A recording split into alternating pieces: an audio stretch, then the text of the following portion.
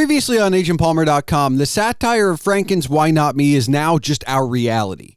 The weekend, Days of the Week Shuffle playlist, and you'll have to keep an eye out on Ken's podcast, The Comfortable Spot, for yours truly. This is the Palmer Files, episode 143 with Hal Nathan, recent film school graduate and someone who's just newly out of the structure of formal education and wondering what comes next. We discuss that and how he got into film, writing, editing, what film school does and doesn't prepare you for, accepting not bad, and much, much more. Are you ready? Let's do the show!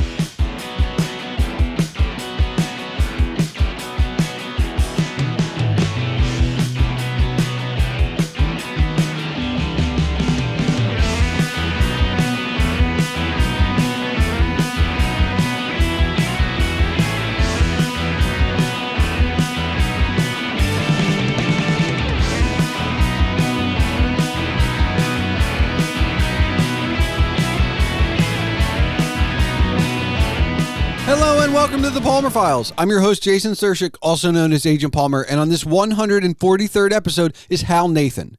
Hal is a recent film school graduate whom I met when he did a yet unreleased project for the podcast I produce and edit, The Good Government Show. He is, by all accounts, an aspiring visual storyteller, though as you'll soon hear, he's not quite sure what form that will take.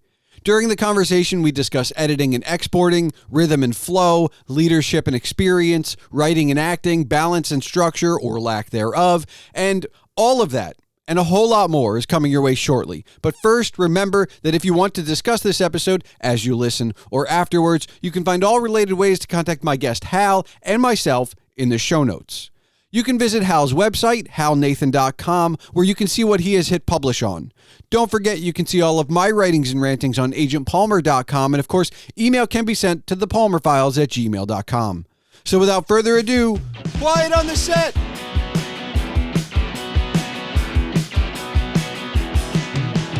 Hal, you are freshly released from a postgraduate education, and obviously you're undergraduate, and you want to get into film. So I'm just going to reduce this down and ask you one question. What stories do you want to tell? Oh, man. I think, that's the problem, is I just coming off the program and doing a little bit of everything. It's even tough to say. I wrote, in my first semester, I wrote a short film, wrote and directed a short comedy, and that was a ton of fun.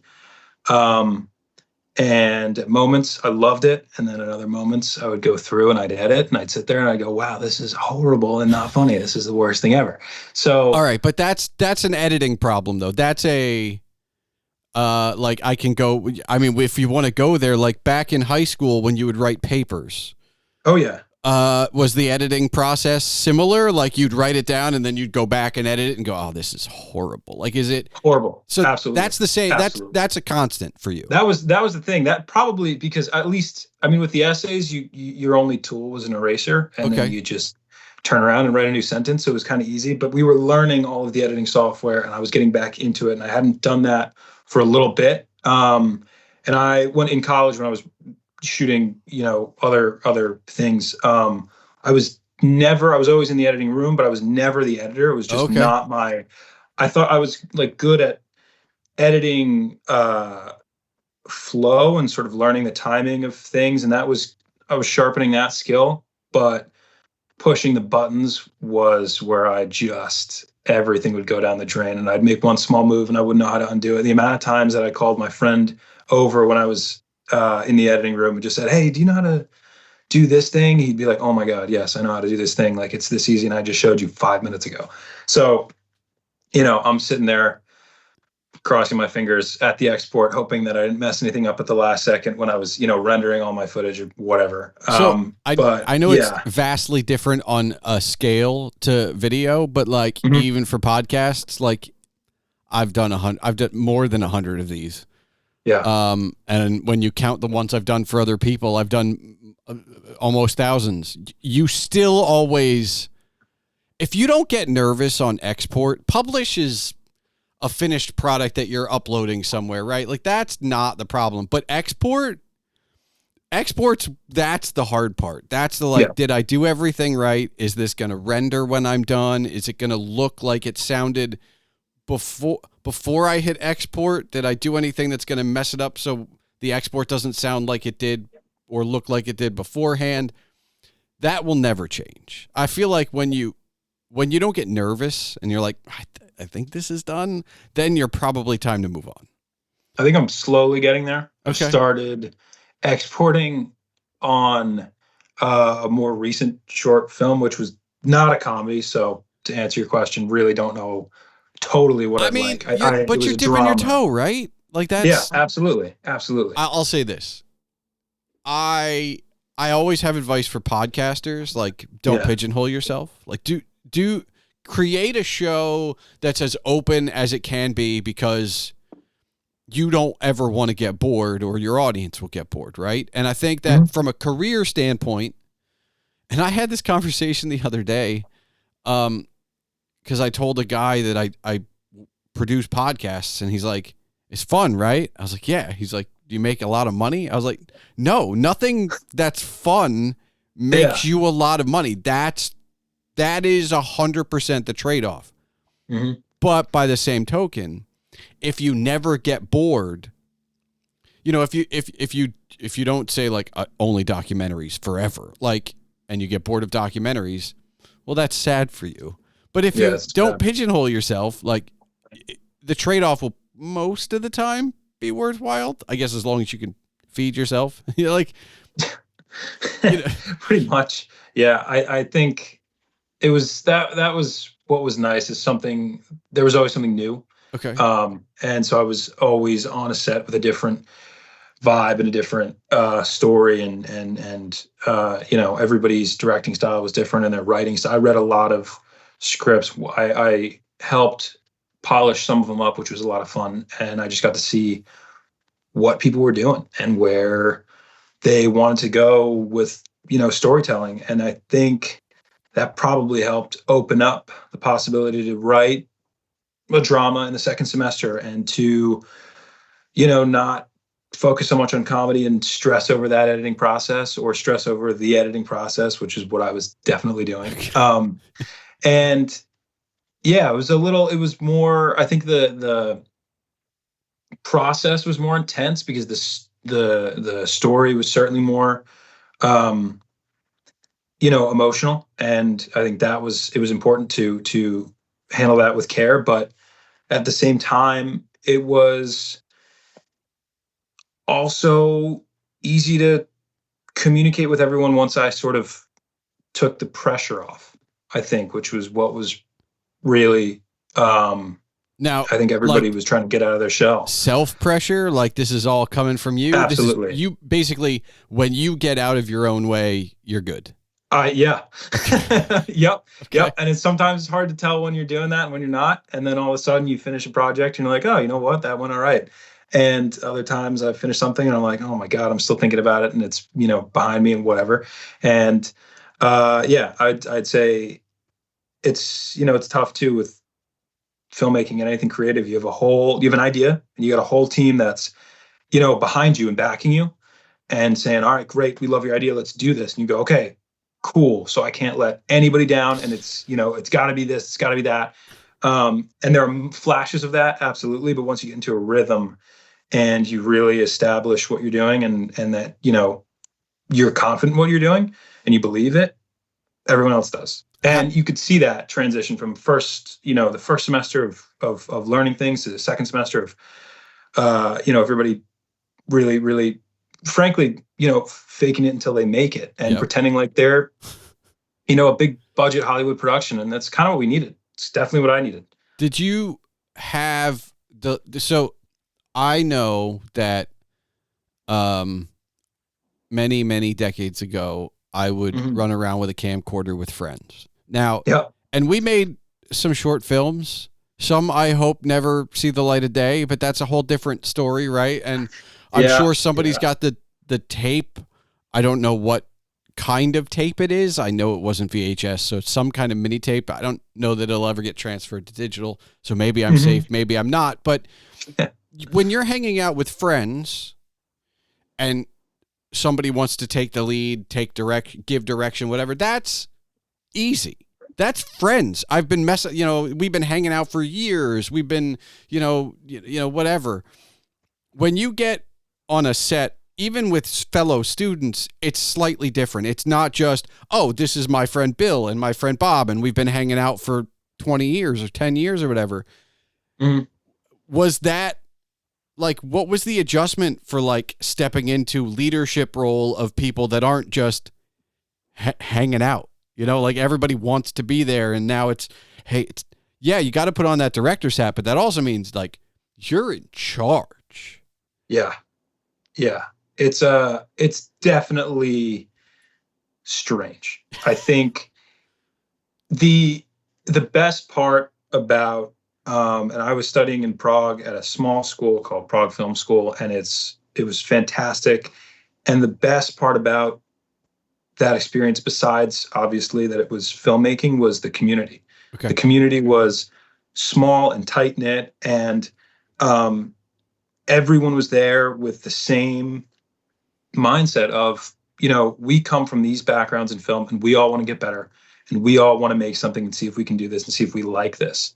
And I think everyone was, within the first few weeks, we were all like fast friends. Okay. And so there were certainly people that I wasn't necessarily like on sets with all the time, or didn't see all the time, because everybody was doing different things. But I think, so when it came to, working with people that were not necessarily my, my close buddy or whatever. Yeah. It was easy it was easy to communicate with those people, because we were all there at the bare minimum to do a job. Okay. And to make everyone's projects as successful as they can be. The tough part was when you had a bunch of people on set who you were good friends with. Okay. And that was like, it felt like we all knew what we wanted to get out of the thing, but it was almost like, how, like sort of turning on the professionalism and just being like, all right, let's like not go, grab a drink this Friday and joke around. Let's sit down and do the paperwork. Okay. And like the scheduling and the planning. And I think at first it was definitely weird. And, it was like, come on, we know each other. What are we doing? Like, let's just be normal. And eventually it was very easy once we kind of took the pressure off of the whole project and relaxed. But it's tough. It was tough. There's a weird line in between like friend and, person in charge, and how comfortable you feel with these people. And you want to make sure, I think there's also a weird stress of like making sure that your set and your project is like friendly to everyone, and everybody's not like, jolly having a good time. Like of course you want that, but just making sure everyone's comfortable and everybody's taken care of. And so that's in the back of your mind. Do you always have, like, before this, do you have any leadership experience at all? Like, I mean, even just like,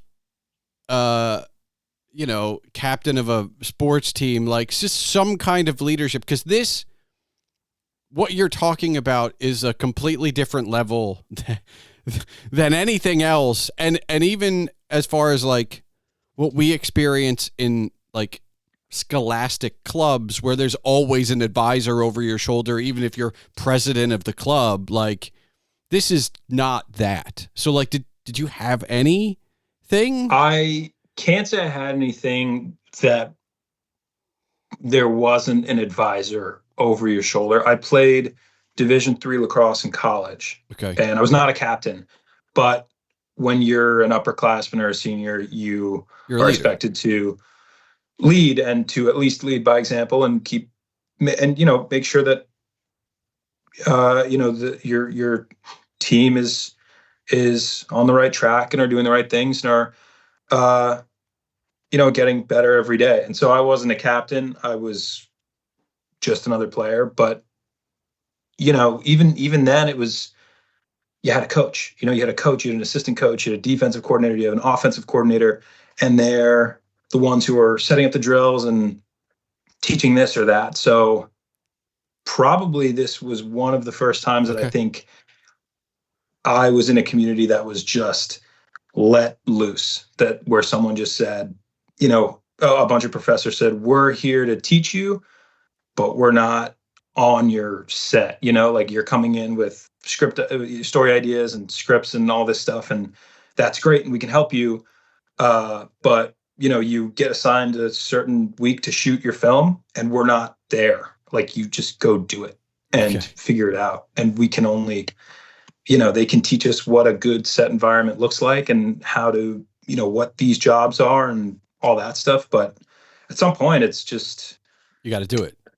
Yeah. You just got to do it. So I want to ask the elephant in the room that I at least think about when you're explaining this, which is you are, you're all, and obviously you're on other people's sets. So like you're director on your thing, but you might be director of photography on somebody else's thing. You might help with set design on somebody else's thing and as a script advisor on somebody else's thing. And all of those are fairly leadership heavy titles and roles in real major motion pictures. And you have been in the industry at not at all.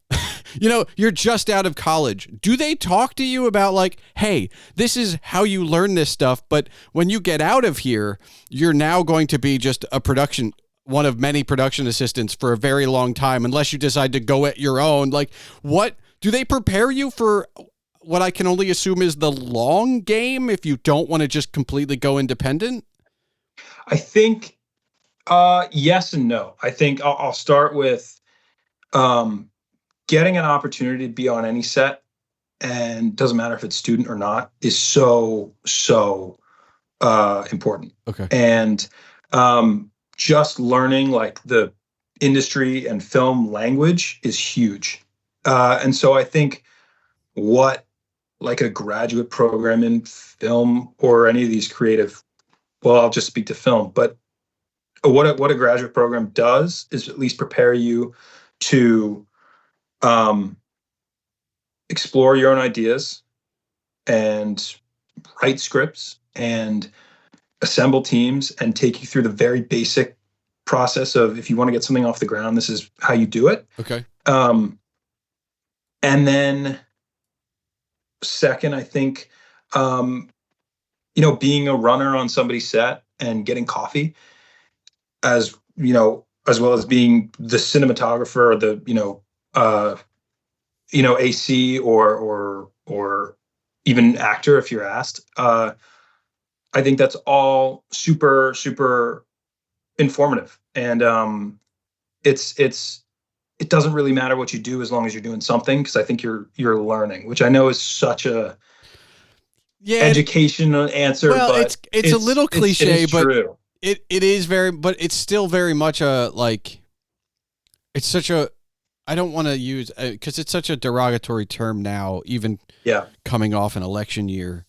But like, it's a very 1% job.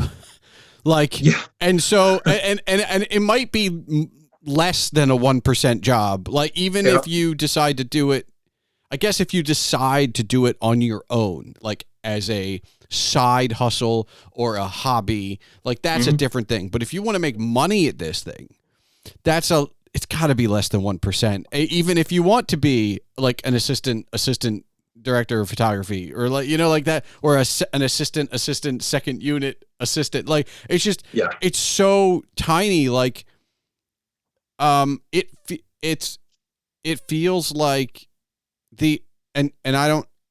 I this is gonna sound negative and there's no other way to put it, but like it's the opposite, and you were an athlete, but it's the opposite of what athletics do in for pro sports, right? Like if you want to play high school football, that's possible. There are hundreds of thousands of high schools. If you want to go to the next level, there are only thousands of colleges, right? Like, and so only the best of the best go there. And then from the thousands of colleges, there are, depending on where you go, but it's a pyramid.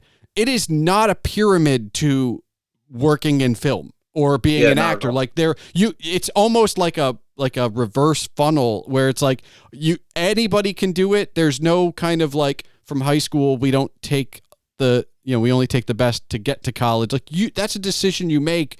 So you're getting out with not the cream of the crop. I'm not, this is not about like what you are. It's just numbers. Like you may be the cream of the crop, but you're also in there with like 1,000 other people. Whereas the second string quarterback from high school never goes on to college, or maybe he, right. So what's that like? Like it's now not only just what you want to do, it's super competitive and overabundant of like just bodies, not even talent. Yeah. It's very that can help answer your question with this in the second part, which is in a way it is not helpful at all. Okay. Because nothing is that's like organized and linear. I think this is probably the first time in my life where things aren't linear. And film as a career or getting into that industry, arts, really just creative in the arts is not linear. It's not linear. And so it's so weird to, come back from that experience and college and high school and a sort of a path that, students set up for themselves. Well, it's so did you take any time off in between? No, not really. No. So you're going from grades, K through 8, and then you're going to high school, and then you're going to college, and then you go to postgraduate school, and it's kind of like it is very linear, and then you get out, and there is no. I mean, there are about 1,000 next steps. Yeah, and you get to choose what, and there is no path anymore. Pretty much. And I will tell you that if you can, whatever you're feeling now, know that doesn't go away. Because more and more, I've got some decades on you, but I'm not old enough to have experienced a linear career path. I don't know anybody in my age group, which we'll just go with 50 and under, even though I'm well under 50. But even the people around me, none of our careers have ever been linear. Everybody I know, that even the few that were lucky enough to get a gig out of college, no matter what that was, had setbacks or lateral moves, or like it was not the high school, college, get a degree, get a job, move up, right? Like it was always something vastly different to that. And now you are in the arts. You're not even in accounting. Like, and that's the thing. This is the reason I bring it up, right? Like I know people in accounting that haven't had linear careers. And that's one of those safe bets that like, there's an uncle in every family that's like, you really want to be in the arts? Are you sure you don't want to just get a job and make money? Like there's always one in the family. Yeah, of course. You're in arts now. Linear is you're gone. Like I've had too many podcast guests, but I had a movie producer on or a TV producer on, and her career is good and well, like she's successful, but there are times in between shows because you can't line it up like when you're going to leave a job, like there's things end when they end, and now they get canceled for no reason. And whatever you're feeling now about not knowing what the next step is, just get comfortable with that. That's all I'm saying. Like it's just the way of the world. And in creative, you're going to meet a lot of great people, but that's also what they're going through too. Yeah.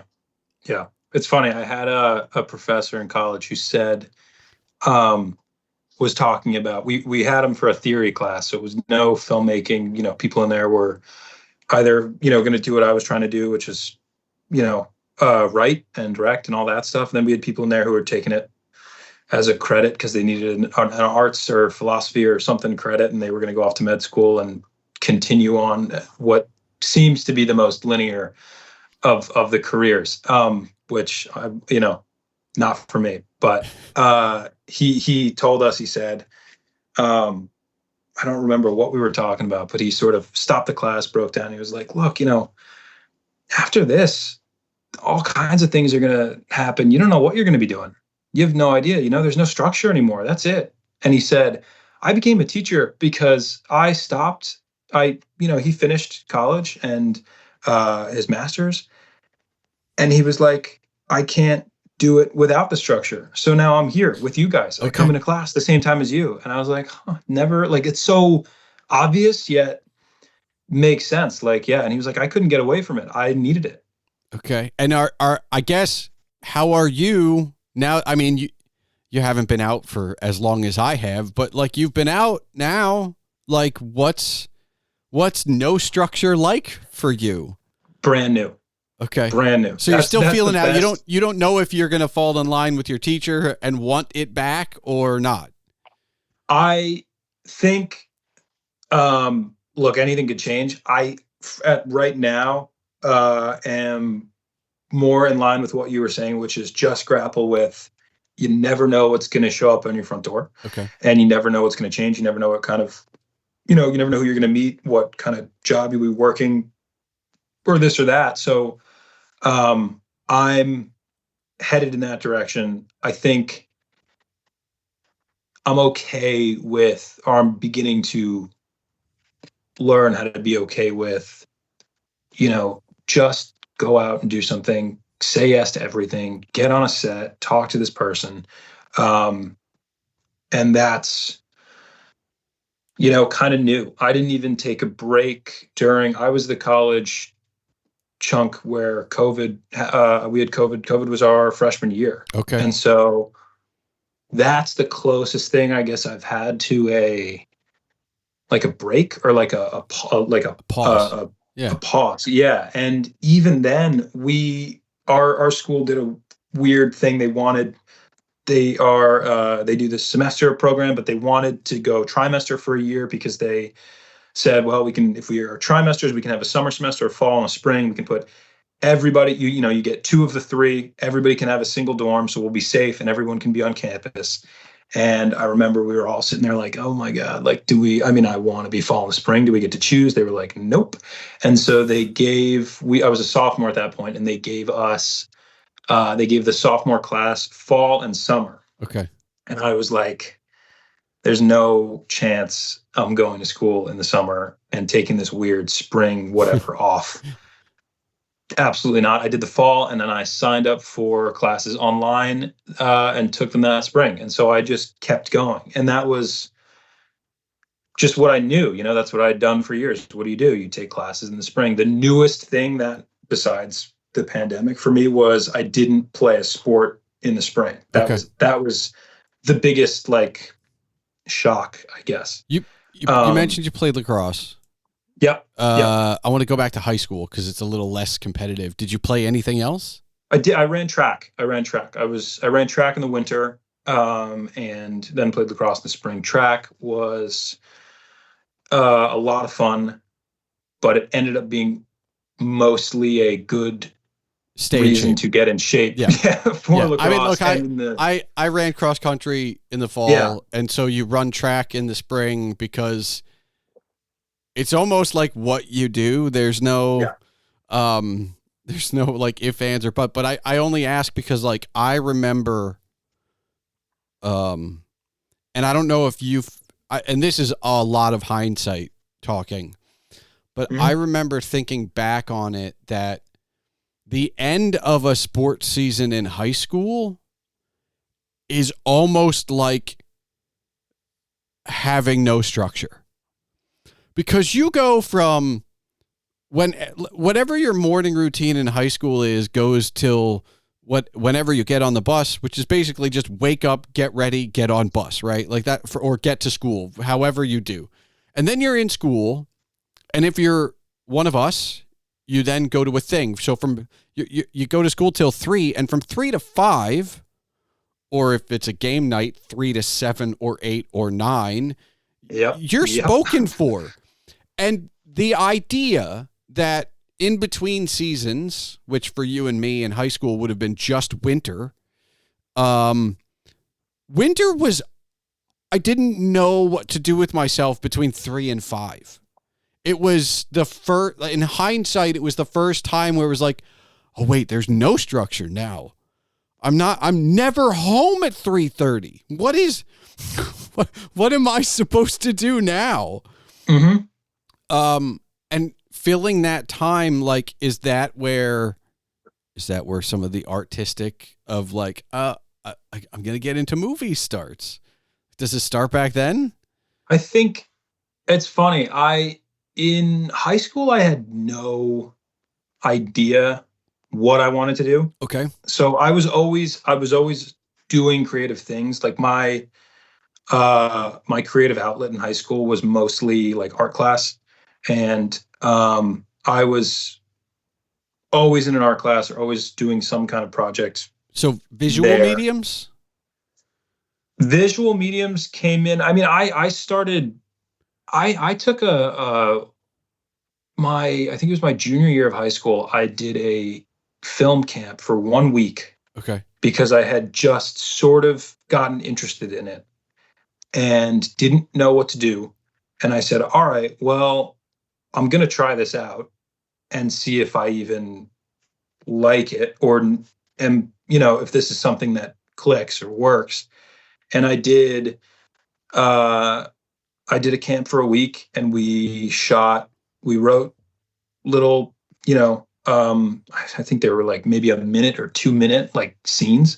Okay. And we had, an editing class and a learn the camera class and all this stuff, and even a class where we just like every once in a while we would just watch a movie and talk about it. And it was just a week, and I finished that program with, a garbage little thing, and it was a ton of fun. Okay. And that's when I was sort of rounding the college application.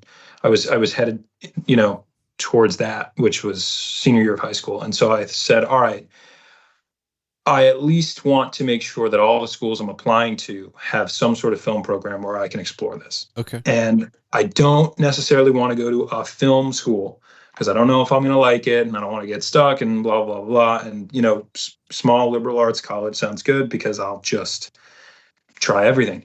And so I made sure that all the places I was applying had a program. And then I explored it a little more in college, and then I ended up playing lacrosse. And so that sort of, like you said, gave me a ton of structure, but certainly not a lot of availability. Yeah. Which was tough. And it wasn't that there were, you have off days, and you have, there were times that I could go and shoot and be a part of stuff, but also who knows if that's when the rest of the crew of, 5 or 20 people can do it. And it's like, all right, well, I'm just going to be on as many projects as I can and just tell whoever I'm just like going to show up. And if you need me, great. And if not, then I'll, hang out or whatever. And so I did that for a while sports and, my classes took over, which was fine. And so lacrosse is a spring sport, and then I did not run track in the winter in college. And so fall and winter was I get to be creative semester, and I get to work on projects then. And I did. And junior year and senior year, when those classes, filmmaking classes sort of become available to you, those larger projects, I worked on a documentary with a bunch of people.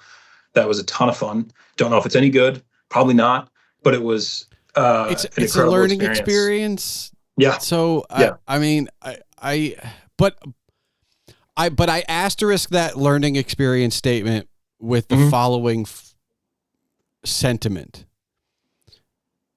I don't know how good the first 3 episodes of this podcast are, but they are my first 3 it's what I did, right? Like, and this is now free flowing, and obviously there's an evolution where even if you jump around, the more you do it, the more you learn what works, what doesn't, what your style is, what have you. And I telegraphed the first 3 episodes of this show as a faux introduction, like the first one's, should I even be doing this? The second one is, I'm a writer, get used to this, let's talk about writing. And the third one is, I've been around podcasting, let's talk about podcasting. So it's telegraphed, or at least the topics are, I'm a little more hosty, as in like, let's stay on topic, as opposed to, we'll just go wherever we go. But that's how you build upon that to get to here, right? So I feel like we all kind of give our own stuff in the past crap. I don't know that it makes it actually bad, though. It's a building block. Yeah. It's part of it. Yeah, I agree. So, and it was, again, I have no clue what people, I don't know what people think of the old stuff that I did, whatever projects I was on. Okay. And I don't care. It's not, at some point, it doesn't, like those things are great, as little. But you have to move on, right? Like Spielberg didn't stop at Jaws. Like Scorsese didn't stop. You don't stop. Like, I a good one. Yeah, I guess I'm done then. Like you don't stop there. I did want to ask about writing, because you mentioned arts and you mentioned film, but we haven't talked about writing at all. You mentioned it, but like in the process of high school interests and whatever, like where does writing come in? I guess there's always been a yearning to paint the picture. Okay. Which started with me physically going to art class and painting pictures. And I think in a way that was my intro to storytelling. Okay. I can't even put a pin in where I all of a sudden decided, you know what, I love writing and I'm just going to try this. Okay. I think maybe it was like when I was looking into film stuff and film schools, like the word director, the title director was sort of like a buzzword in the film industry. I honestly didn't know what that meant, besides this is the person who makes the movie. Okay. And like those things unfold, and then you figure out what goes into actually making a movie. And like, obviously somebody writes the movie, but I never really thought about like, you can just do that. You can just be the writer. And it's not that I wouldn't want to direct the things I wrote. I think that's great if that's possible. But I think it connected my obsession with painting the picture and sort of working that into film, and realizing that like writing is, a ton of that process. I mean, it's the script, it's everything. And then you pass it off to a director and they bring it to life, and that's awesome. And I think I never thought of that as like a real path or a real job. I think those things unfold, and that just unfolded a little bit later. And then I thought, well, all right, let's do it. And then, then you go to film school and they say, great, you're going to direct it. And I go, yep. Yeah, of course. Why not? Like, obviously. And so then, that you start to learn about how to work with actors and all that stuff. And that's great. And, and that's its own challenge. But I guess it sort of has been a slow progression of me understanding what storytelling's about, okay, and how it's done. And the answer's so simple: write the story. But that only becomes possible when you discover that you're interested in it, in filmmaking and or whatever, creative field you get into. So it's weird, but it's sort of just unfolded very slowly, and okay, now I'm looking into it. All right. And then I guess the other side of that from the writing and the directing is the acting. And I'm sure when you were in school, you had to do some of that just because they want you to, but like, when we go back to high school, like, are you doing any plays? Like, are you getting on the stage at all? Absolutely not. Okay.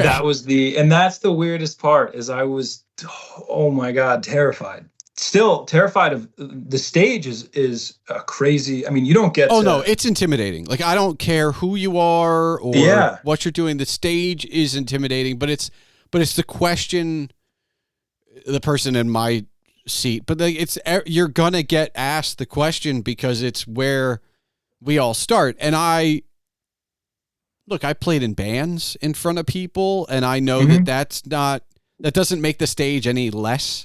I was also part of the stage crew, but but I feel that disqualifies me because I was actively wearing black to blend in and not stand out on the stage. Right. Like So I don't know that counts, but I'm with you. Like, the stage is terrifying. So if you weren't in it on the stage back then, how comfortable were you when it was like, all right, but you're not going to be on a stage necessarily, but we're going to turn the camera on you. Like, now you're not behind it, you're in front of it. Is that fine? That's different, obviously. It's weirdly better. I think like when I was a kid, we did a play for, I think it was in like second grade. We did like the Three Little Piggies, but it was a play. Okay. And everybody just tried out. It was like, we're going to learn for, 15 minutes. We're going to do an English exercise. Then we're going to go to math. And then we're all going to go to the auditorium and try out and do auditions for this play. And we all just were like, okay, yeah, sure. Great. And, I got up there and I said some lines and it was awful. And I ended up out of just, probably they were running out of kids, and I ended up being the understudy for the Big Bad Wolf, which made zero sense because that is a loud and confident and striking character, and I was none of those things, at least on the stage, and had no desire. And I remember there was one like rehearsal where they said, all right, we're going to put in the understudies in second grade. And I was like, okay. And I distinctly remember, and there was no one in the audience. It was our, teachers and our music teacher. And I remember holding the script, shaking, and I had the mask on and the tail on, and I wasn't even facing the four people who were sitting in the thing. Who were sitting in the bleachers. I was turned like halfway, looking like kind of at the wall and mumbling the lines, and it was awful. But that was second grade, and that was everybody, not knowing what the hell they were doing. And then you turn it around on, you do it in film school, which I did a little bit of, and I did some in college, some acting in front of the camera. Yep. And it was a little more comfortable because I thought, this is what I want to do. These people are just as passionate as me. They're here to get the best out of everybody, and I'm here to help produce their story. And so it felt a little more like teamwork, and like, it turned acting into a bit more of a job and a bit more of this is a craft, and there's a reason there that, you take it in one direction and another and not another. And it's not just like, oh, let's just have some kids go sing on a stage in front of like a bunch of people. And so it felt more natural. I'll also say, I think I don't think it's you growing up. I still think you probably get nervous if I threw you on a stage right now. Right. Absolutely. But I think there is a comfort level for you specifically on the other side of a film camera, because there's an editing process, right? Like, yes. And look, this, everybody knows this show is live to tape. I talk about editing this show all the time. Mm-hmm. Knowing that I, as the host, even though I've done this a million times, and as a guest, I've done it a million times. Podcasting's not hard for me. I've done it.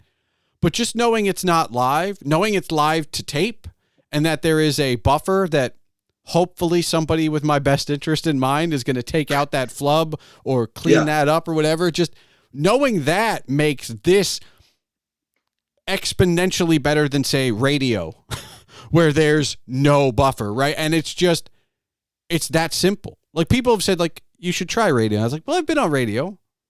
I don't like it, but it's not as fun. The buffer of editing, and you know this because when you were finally getting the camera turned around on you, you had experienced all the other stuff.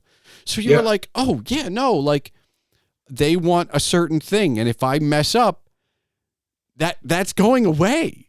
Right, that's like, it. They get to laugh at it in the editing booth. I don't know. That's one person. That's fine. Who cares? Yeah. Yeah, that's exactly what it was. I think I was more. It took me when I was asked to like actually act in a short film my senior year of college, and it was the first time I was doing some serious acting, and it was I had taken some acting classes, and I think I was in one probably that fall, and those were, I mean, it was again very informative, but like you said, terrifying. And I have a bunch of friends who are actors now, and they all say, yeah, acting class is way worse than like actually doing it, because it's the same thing as like getting up there and just like seeing if people laugh or seeing if they cry or seeing if they, look at their phone and like wait for the next person because that was, awful or whatever. And you're getting critiqued right on the spot. And if you don't do it right, it's like, I didn't do that right. Not because I don't feel it, because like I didn't get enough sleep last night or whatever. Like that's so different. But getting approached and saying like, hey, we're all working on this project. Here's the script. Here are the people involved. We'd like you to act in it with whatever experience you have, which was next to none. Just do your best, and we're going to edit, and we're going to do takes, and we're going to have rehearsals, and there's like a direction we want this to go in. And there's an answer. Not that there aren't like multiple answers, like different takes do different things, but having that as like honestly like a safety net and as a like process was so helpful, and it took all the pressure off, which was awesome. And then I went to when I was in film school post grad, I was asked to be in a few things, and some of them I can definitely tell you I was horrible in, and others I was okay. And it was just that community that was so supportive, and so, I mean, it means a lot having people around you that are like-minded and are also, there to do the job just as much as you. That made all the difference. Okay. And of course that it was editing. I could go in, and I was working on my own project, and I'd lean over to the director who I was friends with, and I would say, hey, I don't really like that take. Can you maybe move it? And they'd say, oh, that was a really good one, but like, yeah, if you really hate it. And I was like, no, it's okay. It's your movie. Do what you want. And I'd sort of sit there, and they'd go, all right, fine. If you don't like that, whatever. So helpful to have the person who was making the movie. But I watched, we had a screening at the end of the year, and I watched that movie with one of my friends. We were working in the projecting room. And so we were sitting back there, and there was an audience of people watching the movie, and then ours came on.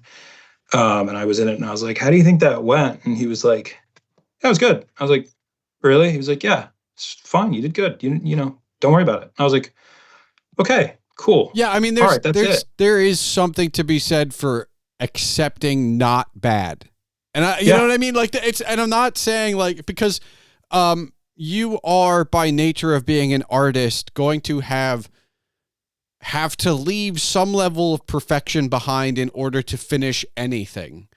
Absolutely. But, oh my God. And that's a struggle every day. But we also have to allow for not bad or good to be good enough. And that's something that we all have a problem with. That's not just you, right? It's not you in the guy going, your friend saying in the projector room saying it's good. It's fine. Like, it's not, because you probably in your head are hoping for it was very bad because it will validate what you thought, or it's amazing, which is the only other option you'll accept. And anything in between is like, wait, really? Right. Like, I don't know what that even means. Yeah. Yeah. Exactly. What do you mean? What's good? What's this? Okay. I don't, yeah. Yeah. All right. So I want to fast forward to this moment. Let's say I become independently wealthy, and I'm like, you know what? I'm going to throw Hal a budget of $2 million to make whatever he wants. Cool. But you have to do it in the next 2 years. Because I feel like if I gave you 10 years, you'd come up with something. But you've got $2 million in 2 years. Are you, what's your first thing? Is it like, I'm going to shoot a documentary, I'm going to start writing a script, I'm going to get some friends together, or a writing group, or like, what are you doing, and what am I going to see in 2 years?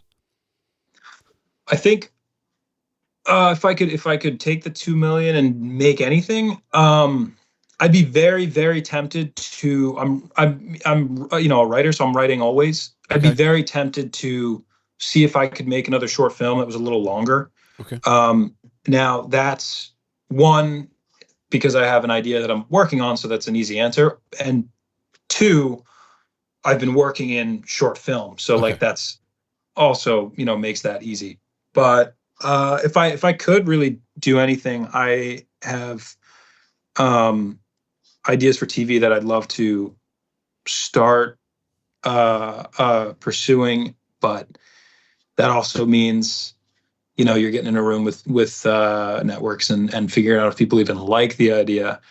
So maybe I use the 2 million to just have them say yes, and we get started, and it goes where it goes.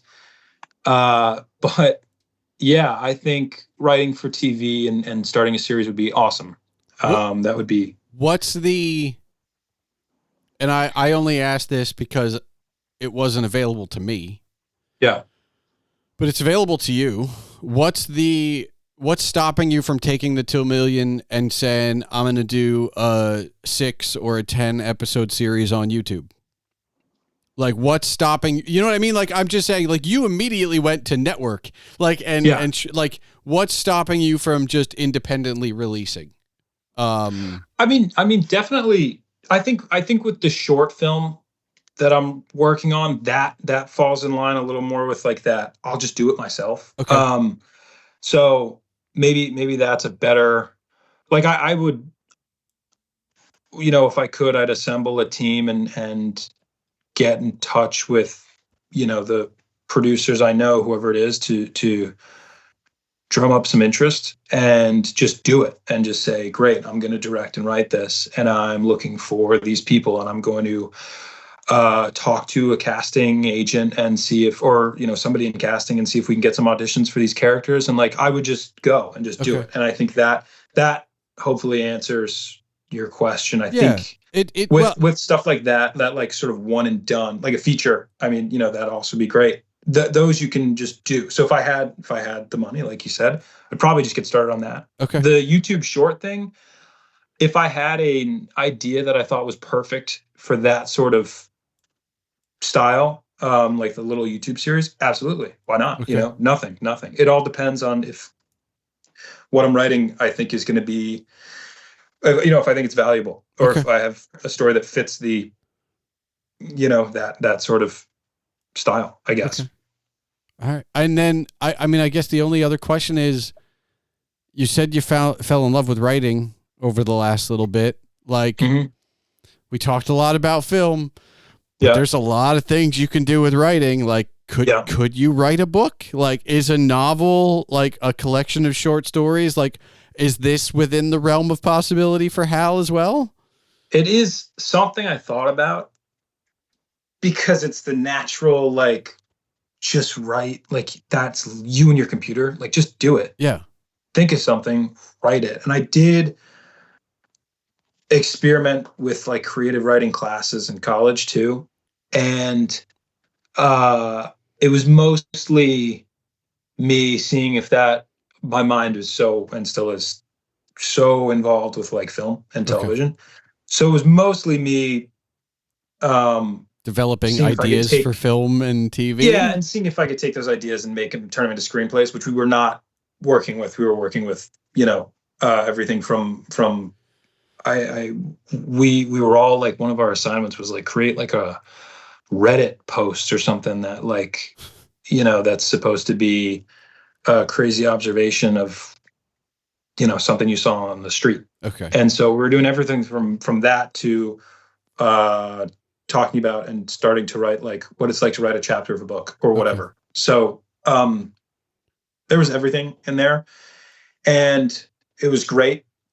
I think because I was so involved with film and television, I was not taking advantage of the You're a bit let's tunnel write a visioned. book. Yeah. So tunnel vision is a great word. Yes, exactly. It was a little tunnel vision. So I'm not sure. I would want to take that class again. Okay. And think about it in terms of, writing Harry Potter or, something that would be maybe a great idea. So I would take a chunk of that 2 million and spend it on some lessons or some, something like that. I don't know.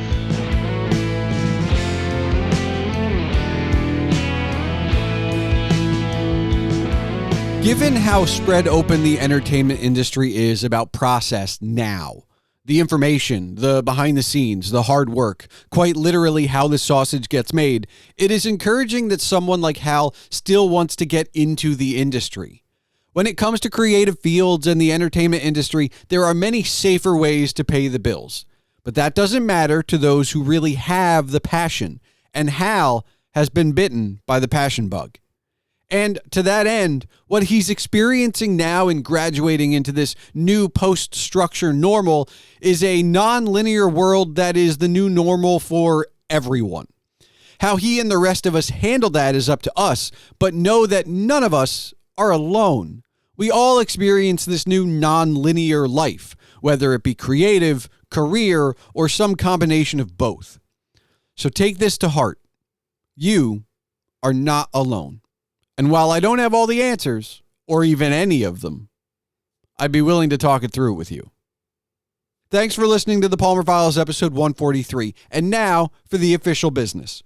The Palmer Files releases every 2 weeks on Tuesdays. If you're still listening, I encourage you to join the discussion. You can find all related ways to contact my guest Hal and myself in the show notes.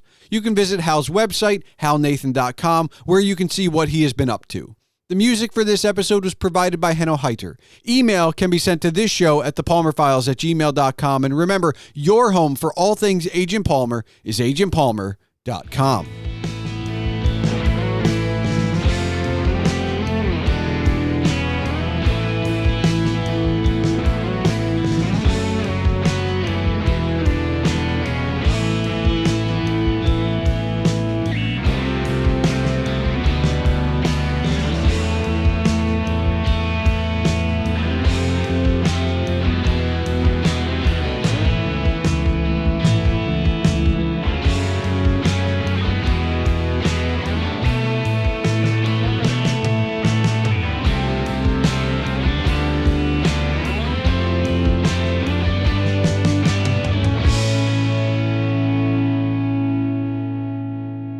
All right, Hal, do you have one final question for me? Like with this live to tape and this, like, when it comes to like scripting live shows or interviews or podcasts or that whole world of unscripted but scripted media, I'm just beginning to learn about that working on the podcast Good Government Show. And I'm wondering, as weird of a question as this is, like, I'm learning about what goes into that. How much of that stuff and that like kind of media is scripted? Usually, you're not supposed to know. Right? Like, and I'm trying to think, like, there are a lot of instances where now in 2025 or even 2016, 2010s, after the massive blow up of reality television kind of happened in like the late 90s, it's the 2010s ish, definitely by the 2020s that we have a general idea of just how not real the reality television is, but we're still not quite sure how scripted it is, right? Like, it's a very delicate balance between like, well, Hal, the Real Housewives aren't doing all of that completely off the cuff, but we don't know just how much. We don't know what percentage is editing. We don't know what percentage is a producer yelling or someone from the DP department yelling off camera, like, push her again, or whatever, so we don't know. And when it comes to podcasts, it's slightly worse. And what I mean by that is, take this show, for example, right? I've gotten really good at writing for myself, right? So when I do my cold open, my intro, and my outro, you should have a fairly good idea I'm reading, but I'm also reading something I wrote in my voice for myself. So it should still sound kind of off the cuff, even though it may sound delivered. Very different than the rest of the show where you and I are bouncing back and forth and it's definitely not scripted. However, with a good enough voice actor and a good enough script, you and I could sit down, you and I could end this call, sit down and script your return appearance. And if we scripted it in our own voices and we were good enough voice actors to pull that off, you don't know. So like even listening back to this show, when I edit it, or like the people listening now, like,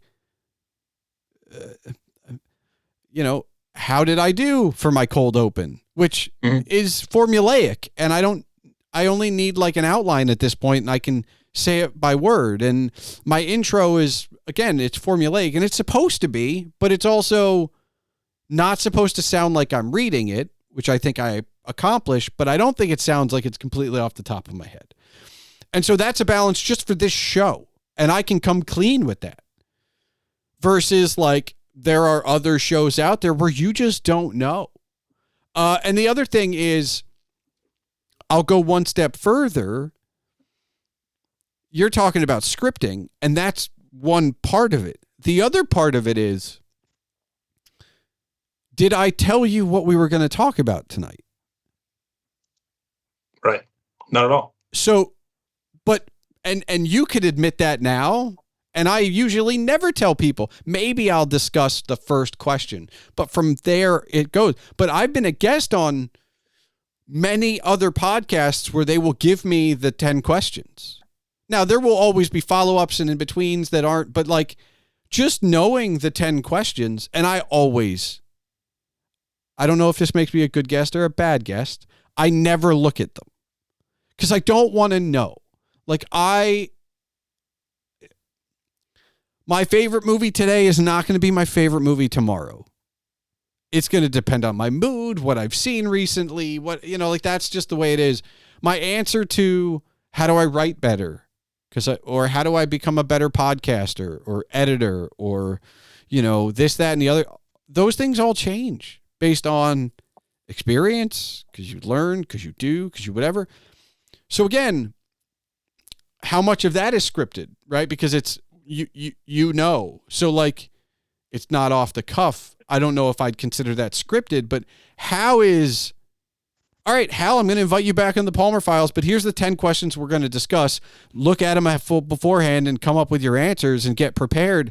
How is that any different than like the reality television of like somebody kind of outlining things that may or may not happen? We have no idea. Mm-hmm. And I think that's kind of I don't think it's a disservice to the listener or the audience or the viewer. After the first 5 to 10 minutes of anything that's long form, even a 30-minute, 25-minute, 22-minute, sitcom, you've agreed to whatever you're watching, right? Whether it's scripted or completely off the cuff or sports, like you've bought into it after that period of time and you're good. Who it does a disservice to is you, Hal, specifically you, because you listen to my show and it's done by me,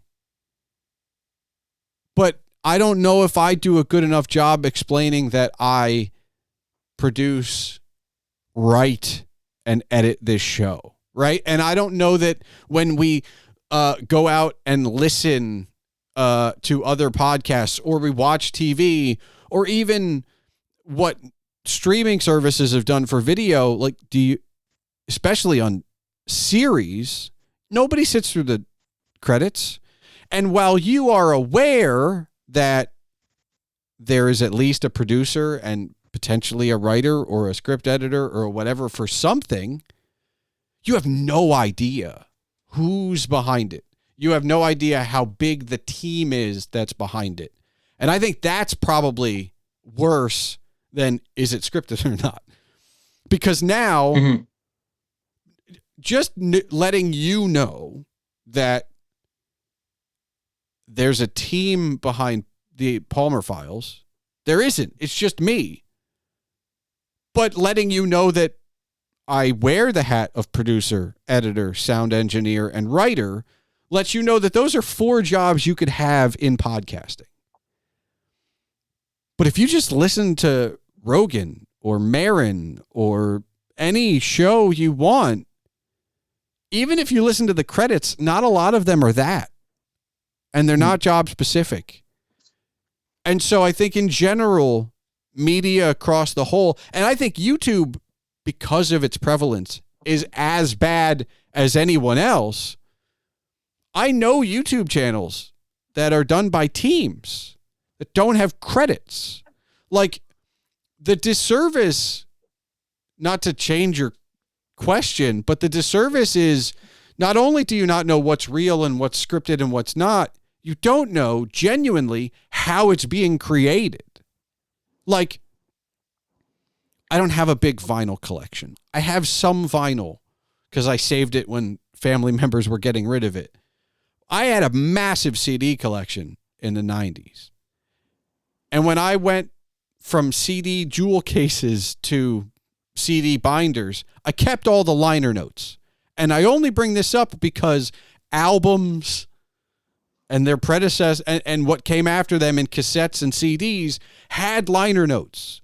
You got to sit down and read whatever the artist wanted you to know. This is the sound engineer. This is the producer. This is the individual writers and the individual musicians on the individual songs. And oh, by the way, we have plenty of extra space in here, so we're going to write a little thank you or give you extra. That is an important part of all media. Those liner notes are so important, not for the general consumer, but for the next generation of artists, so that they can read the liner notes and go, maybe I want to be a sound engineer. Maybe I want to be a line producer. Maybe I want to be but all of that's missing. And so to kind of like piggyback on the what's scripted and what's not in podcasting, you just don't know, because a lot of people want to blur the line or don't want you to know one way or the other.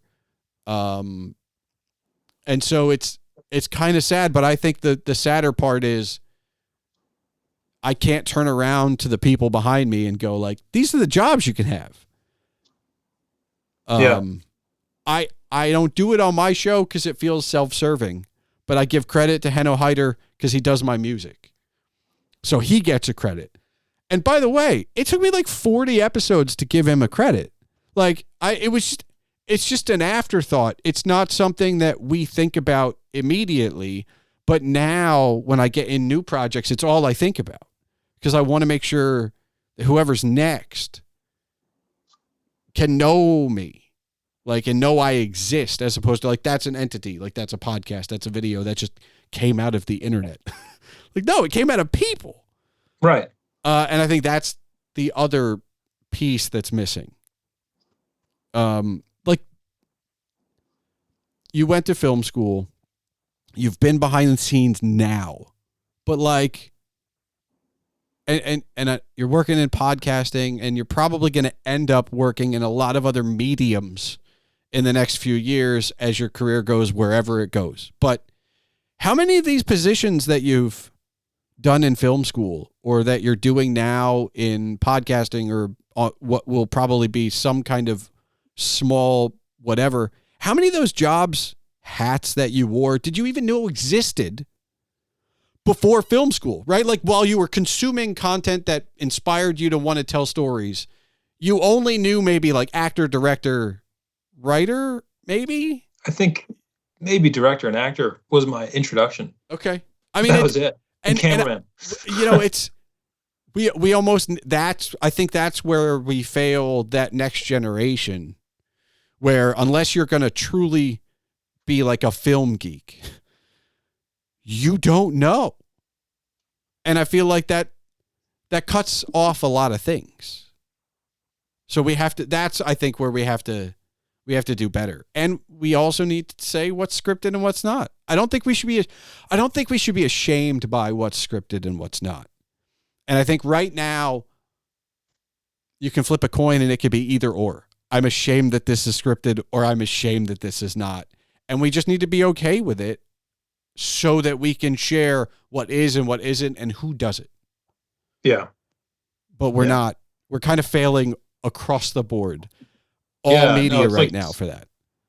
Movie magic is going beyond the screen and the story, and it's going over to who's doing what, and you can't tell, which is tough. I mean, I every day learn of a new position or a new this or that in the film industry, and it would be such a shame for that to stop.